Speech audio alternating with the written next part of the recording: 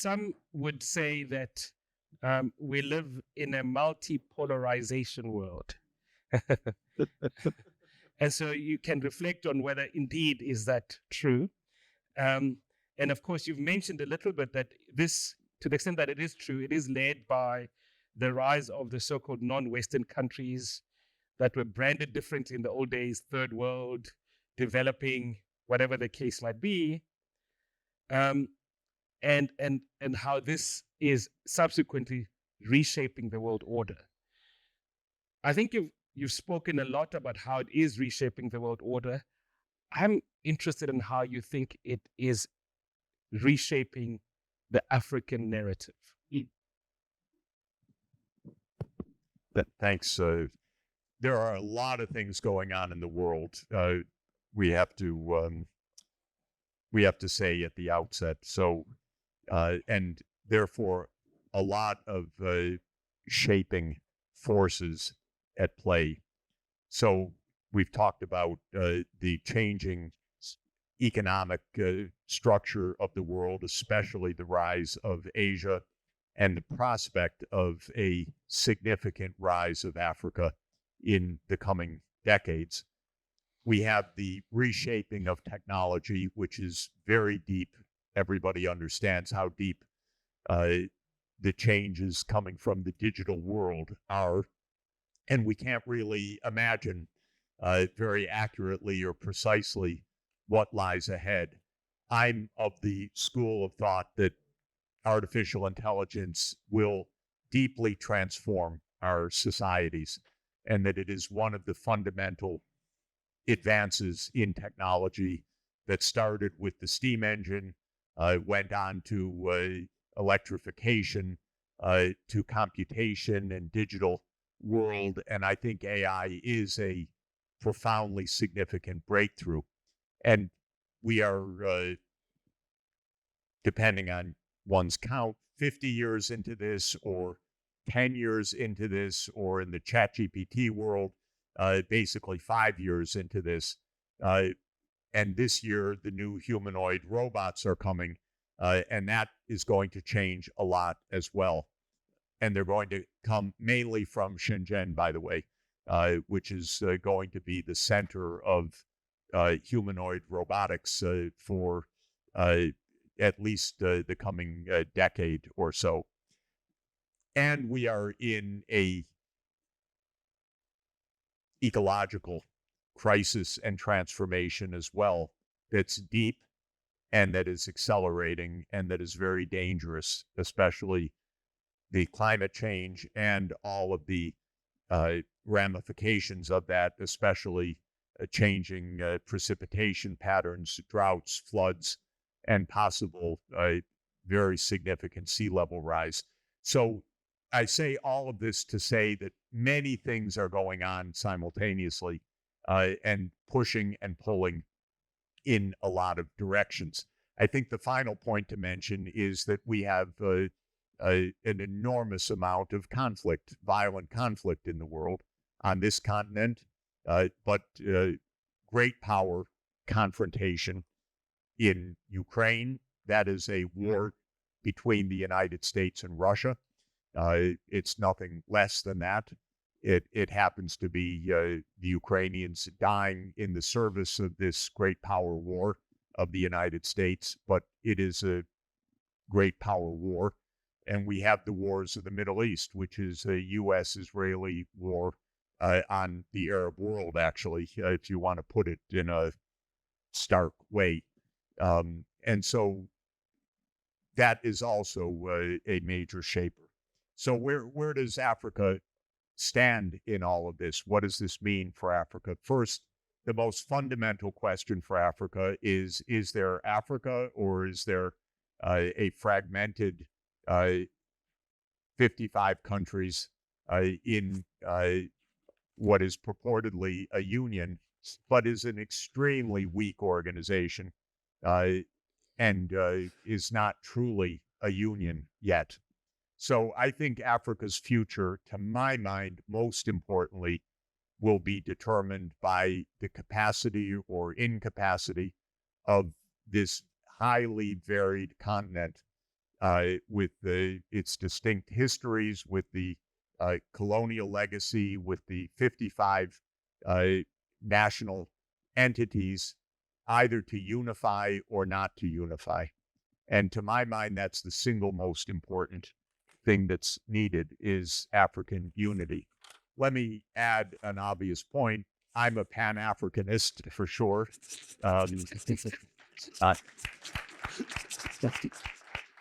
And Pan-Africanism would have come about in the 1950s and 1960s had the US, UK, and France not actively killed it, and literally killed its leaders in many cases.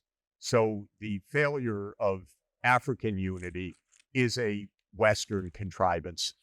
It's part of the continuing imperial legacy. The failure of Arab unity is a Western contrivance. The aim was bring down Nasser and bring down Nasserism, and they did in the same way. The United States doesn't want unity anywhere. It doesn't want China, Japan, and Korea to get together. It doesn't want unity in Africa. That might make cobalt more expensive. It might make it harder to exploit the continent. It might make it harder to put in military bases in the continent. And this is true everywhere in the world. Divide and conquer is the essence of imperialist strategy.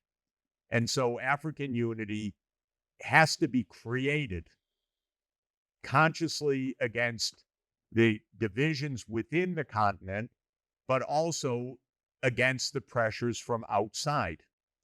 It's extremely important. It is, to answer your question, the most important determinant of Africa's future.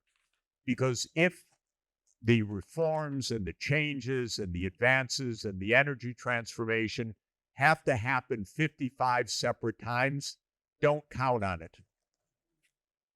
If they happen one time through an Africa-wide strategy, it will happen. So to my mind, this is really important. And this means a couple of things.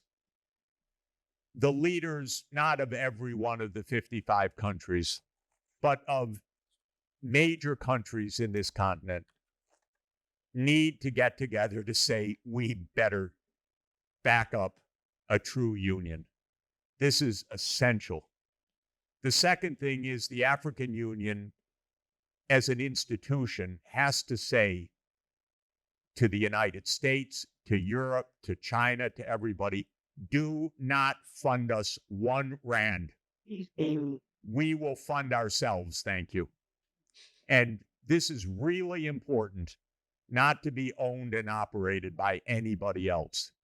But that means that the countries of this region need to put in the money into the budget for the African Union and to say this is our own destiny and we're not going to have the EU pay for this service and this one pay for that, and because then there will never be the unity and direction needed.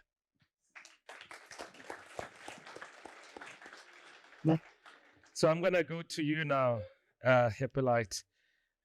We hear about a post-Western world, and I think that's what Jeffrey here is saying, and there's a role for Africa to play.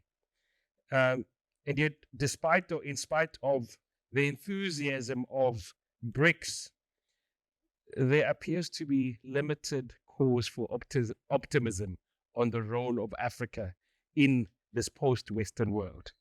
It seems like Africa remains, and I'm talking about, I'm very glad you said 55 and not 54 countries, because obviously Western Sahara is often forgotten as a country. We appear to be in the periphery of a lot of the discussions in the broader geopolitical context. I wonder, as we're sitting here on the eve of the G20, if you could reflect, please, Hippolyte, on what your hopes and aspirations are for Africa as we boldly enter our rightful place in the world.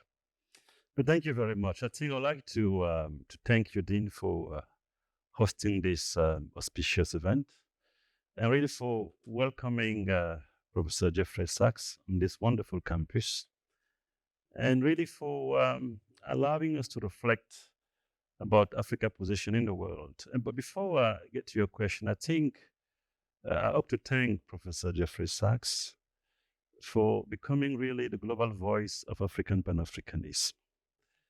And I think we need that voice. It's a voice that somehow has almost disappeared. And if you go back to the founding of the AU, the African Union, we had one important voice. It was Kwame Nkrumah. And remember what he said in 1963, we must unite or perish.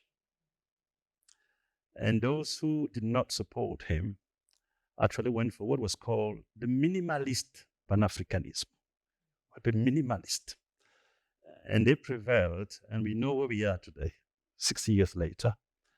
And the gap between Africa and other regions have increased significantly. And today we are celebrating China. But back in the 60s, Africa was far better off than China in terms of income, in terms of wealth. In fact, the image of Beijing at the time, Peking, were bicycles, while the image of Africa were Mercedes-Benz and so forth. And so the gap was quite significant. But today, I think we've seen, the last time I saw the data, the gap between Africa and Asia has widened significantly. And one reason for that growing gap between Africa and the rest of the world is the fragmentation that Professor Sachs talked about. And that fragmentation is costly. It's costly in the sense that it has actually perpetuated what we call that colonial development model resource extractions. We come and get the resources out with no value chains. We integrate global value chains as a supplier of raw materials, essentially exporting jobs. It's also costly in terms of macroeconomic stability and access to financing and financing development more general. One example to illustrate that, how fragmentation can actually undermine accumulation and growth. And the largest iron ore in the world is in Guinea, the Setmundu. The largest deposits. Yes, the largest in the world, the deposit. Yeah. And yet, the whole continent spend on average at $50 billion, $60 billion every year to import steel. Good. And Nigeria alone is $4 billion to import steel. But collectively, it would take less than $30 billion to build that mine and exploit it. So the fragmentation has cost in the sense that we are not able to pull the resources together to realize what is actually the foundation for industrialization, the steel industry. It's in the industry, it's national security, it's armament. Without the steel industry, there's no development. You've not been able to focus on that as a result of that fragmentation. So I think that's one important constraint that integration will be able to allow us to actually save a lot, have more resources to drive our development. Fragmentation also has cost in terms of human capital development. I think Professor mentioned how important it is, how Japan discovered that electronics would be the next driver transformations and led that. And growing up, used to use a hand windshield to move the windshield of the car.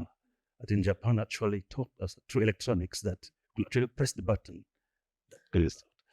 So they managed to prepare themselves for the next scientific revolutions. In fact, in the business school for many years, the whole idea was organizational change. Then the world moved to technological change. And Africa has not yet really adjusted to the fact that in addition to addressing fragmentations, investing in human capital will be critical to really begin to close that gap. And it turns out that we need technological convergence to achieve economic convergence. Unless you do that, it will be difficult to really close that gap. And currently, the statistics are not quite encouraging. The last time I looked at the number, and China produces more than 1.4 million engineers every year. And they have technical vocational school where they have 300,000 graduates every year. So you have 1.4 million engineers and 300,000 technical vocational training school. And then you have what it takes to become the manufacturing hub of the world. And no wonder they are leading across all the key industries. And so much so that you now have Europe and the US coming together to reignite industrial policies to compete against China. And Africa actually has a lot of potential. And you asked a question about my aspirations at the G20. There is a clear recognition that the international financial architecture as it's structured now, it's a major constraint to African development in the sense that instead of investing into the future education, for instance, we are spending more into interest payment on foreign debt.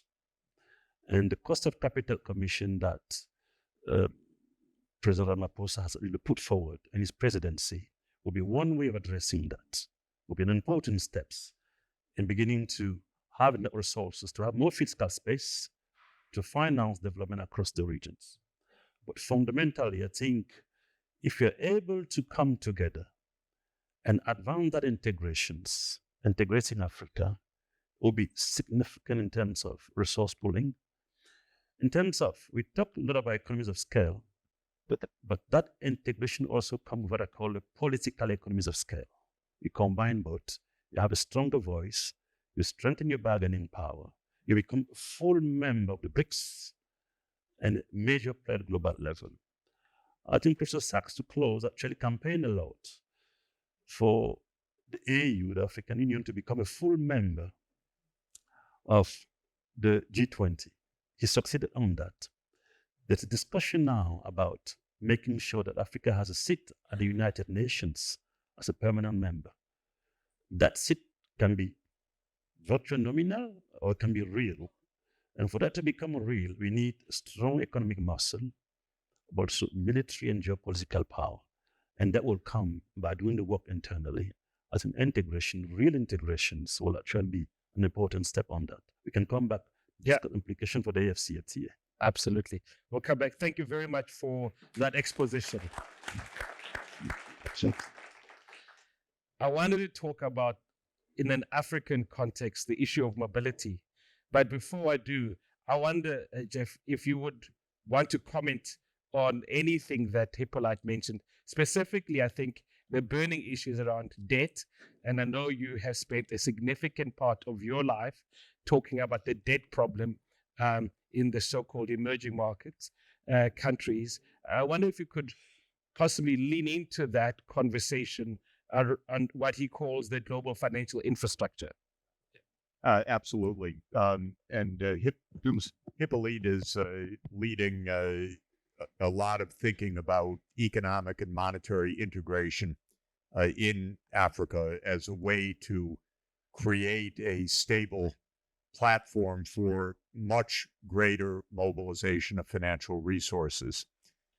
If you look at the credit rating agencies and Africa country credit ratings, the sovereign credit ratings, most of Africa, almost all of Africa is sub-investment grade. And if you look at the methodology that Fitch or Moody's or S&P uses, the criterion is if you are small, you get a lower score. If you are poor, you get a lower score. So it's almost mechanical that a poor, small country would get a sub-investment grade and then would pay very high interest rates, have low liquidity, and easily get trapped in a funding crisis. The debt coming due, the rumors are bad, the U.S. doesn't like you, whatever it is, suddenly you can't refund the debt, refinance the debt. And this runs counter to a very basic economic reality, which is that poor countries actually have higher returns to investment on average than richer countries. That's why they can grow more rapidly. They have headroom of more high return investments. And in particular, the highest return investments that countries have are in the education of their young people, because the returns tend to be 20% compound annual returns to putting a child through school. That's very high. And investing in infrastructure, electrification, rail, road transport. These are digital access. These are very high return activities. They are complementary with each other, by the way. If you invest in physical infrastructure but not in the human skills, you get a low return. If you invest in the human skills but not the infrastructure, you don't get quality education. If the child goes home at night and there's no light bulb, or there's no access to online learning, and the school doesn't have electricity, doesn't have computers, doesn't have even basic infrastructure, sometimes it's much worse than that, then there's also no success. So investment is complementary, but the returns are very high. But one problem with development, it takes 20 to 40 years. So you need far-sighted government, and you need patient capital, and you need access to capital based on the understanding that the returns over a 20 to 40-year period are actually quite high. In other words, Africa could be a lot richer 20 years from now, and a lot richer 40 years from now, exactly what China experienced. But the current financial system prevents this from happening. The current financial system is quite straightforward. You are poor and small. Good luck. Go to the IMF. Have fun. Remain poor. And if you want an explanation, well, you're not creditworthy. Why aren't you creditworthy? Well, you're small and poor. And so this is a trap. And to get out of the trap involves many things. It involves far-sighted strategy that is investment-oriented. It involves the scale of the economy. That means unity across many countries. And it requires a financing strategy. And the more there is monetary and economic integration, so that when the credit rating comes, it's a credit rating for Africa, not for Guinea, or not for any individual country, then you make it. And there are many ways to do this, but one is to take the financial and monetary destiny into your hands by devising a continental-wide monetary and financial strategy. And that can be monetary union over time. It can be integrated financial markets. It can be an African monetary fund, in effect, which provides liquidity or lender of last resort facilities, because the IMF does not do its job properly. And unfortunately, the IMF will not do its job properly because it's on 19th and Pennsylvania Avenue. No. But that is actually the historical reality. For good and bad, the United States said, this is our institution in 1945. John Maynard Keynes wanted something different. Of course, he wanted the British institution. He wanted it to be a debtor institution, not a creditor institution, but that was mainly because the British Empire was a debtor at that point. But it's not a world institution, even though it's got a world constituency and membership and ownership. the U.S. is the only country that has a veto. And by the way, it uses that geopolitically nonstop. If it doesn't like you, they turn on the screws and they break your economy and they make sure you can't get refinancing of credit. And so it's a geopolitical tool. And if you ask why so many countries align with the United States when they know that the U.S. policy is actually detrimental to their country's interest, there are two reasons for that in general. One is that there's a U.S. military base there. That means CIA operations also. That means that if you're the government, you can be overthrown by the institutions that you're hosting. And the other is that the U.S. can turn on and off the financial tap. And so these are the power structures that are so important in the world today. What Hippolyte is advocating is that Africa get this under its own destiny. And partly it's a geopolitical issue, partly it's a technical issue.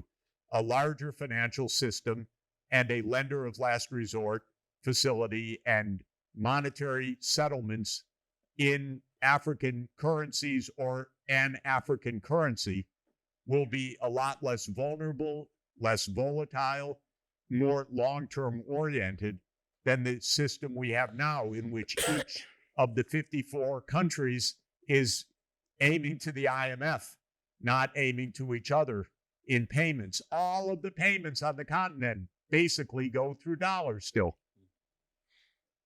Even euros go through dollars. So this is a dollar-based system. The BRICS is organized to end the dollar-based settlements, and there will be a lot more renminbi payments in the future and a lot more renminbi financing, but that won't solve Africa's problems per se. And for that, Africa needs its own monetary and financial integration. I'm really, on the one hand, excited about this notion of an integrated Africa. But I note, for example, that in the SADC region, which is South African Development Community, we have 250 million people. And yet we are not integrated. So we are, even in a community that should be easily integrated, we are not integrated. And one of the reasons is politics of migration. And so we are brothers when it suits us, and we're xenophobic when it doesn't suit us. Mm-hmm. How do we break this xenophobic curse to see the potential that a market of 250 is much better than a market of 60 for South Africa, or 2 if you're Botswana, 2 and a bit if you're Namibia, etc. How do we break that? If you look at South Africa, which is the biggest economy within the SADC regions, its credit rating, if you look at S&P, it's BB minus, which is 3 notches below investment grade to South Africa, the biggest economy. And which essentially means that access to credit is actually very costly, even for the South African economy, which is perhaps the most complex and advanced economy within the whole continent. And so we'll get to the point where integration will no longer be an aspiration. It may soon become a necessity. Because fragmented, we are not able to essentially progress. And development will continue to elude us. And if you look at Europe pre the euro and Europe today, it's quite clear that they had at some point to give up the French franc, the Dutch mark, the powerful Dutch mark, to integrate and create the euro. Because if they had not done that, the cost of monetary fragmentation within the Eurozone will be quite significant. As we speak now, more than 50% of European import, is actually settled in euro. Which means that the balance of payment constraint that they face in terms of dollar funding is significantly much lower than what African countries actually incur. And the cost of that in terms of investment, the human capital, have quite significance. And this session, it's really about geopolitics, fragmentations, economic growth. And at the heart of that geopolitical fragmentation is the issue of the currency. And what is happening now, you've heard President Trump saying that anyone who does not use the US dollar will be sanctions. Because the dollar is the centerpiece, a tool, as Professor Sachs said, but also an instrument. And the only time we hear about financing constraint is when you're talking about African economies. I mean, there's never a constraint in Europe when it's time to build armament to attack Russia or finance the war in Ukraine. There's never a financing constraint when Trump can actually, through the big and beautiful build, provision $350 billion to build prisons. We could do so much with that. The only time we heard about financing constraint, it's within the African continent because of the fact that monetarily, we are not really independent. And that has to become the centerpiece for transformations. And the good news is that we're actually moving quickly than what I thought in the multipolarizations of the monetary system. And you know from business school that increasingly, thanks to digitalizations, cross-border trade increases settled in local currency, especially in Asia. I think Indonesia is leading that. We've seen recently the dollar-denominated debt has been swapped into yuan to reduce cost. I think Kenya has done that. Many more countries are doing that in Asia. So that monetary integration and multipolarization of the monetary system is a very good news for the continent. And if you project, if you stay on that relay track of multipolarizations, and the future of the monetary system, the global monetary system is emerging, where the dollar will continue to play a major role. There will be the euro, the yuan, the renminbi, definitely, the ruble, the rupee. I think we can easily, if Africa play well, we should have an African currency in that space. That would be a major transformation for the continent. I think a lot of issues that we are discussing, the constant we are facing, will be resolved.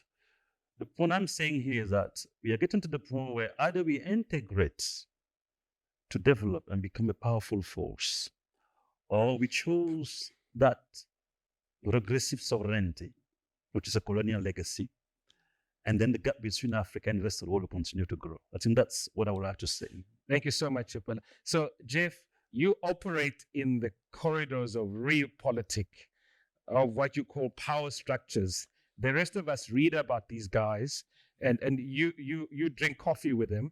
And so I wonder, are they listening? Are they really listening to the what that we all seem to agree on?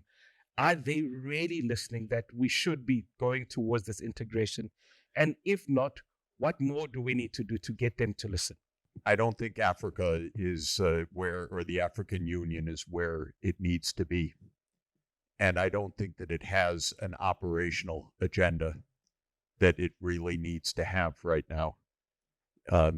It is still, it's a very important institution, but it's extremely weak.